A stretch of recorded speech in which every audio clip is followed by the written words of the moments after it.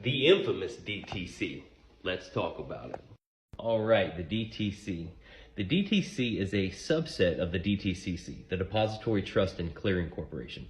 The DTC is where all of the securities, which are the titles to assets to properties, exist in the public world, since everything is basically insolvent. Commercial interest for corporations, so to speak.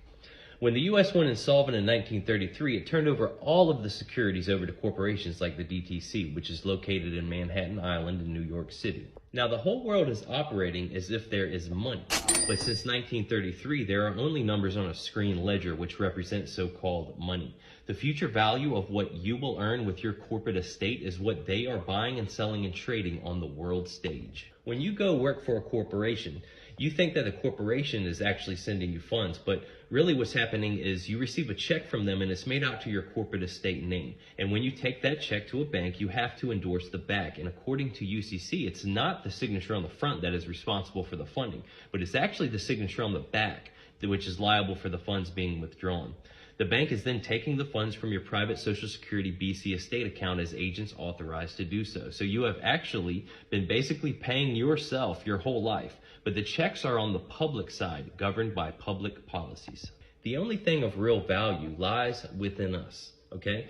So when talking about the fiction world of the dead commercial entities, all of your commercial value has been actually pledged legally and equitably to the state by public contracts until you die.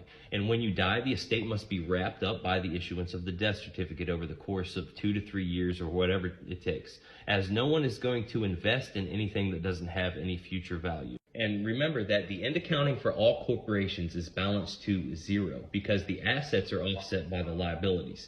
Now, a schedule of assets is typically part of the books as well. If a corporation is doing good, a corporation's assets are what underwrite the value of a security. And there are companies that report how well corporations are doing, so you can look them up.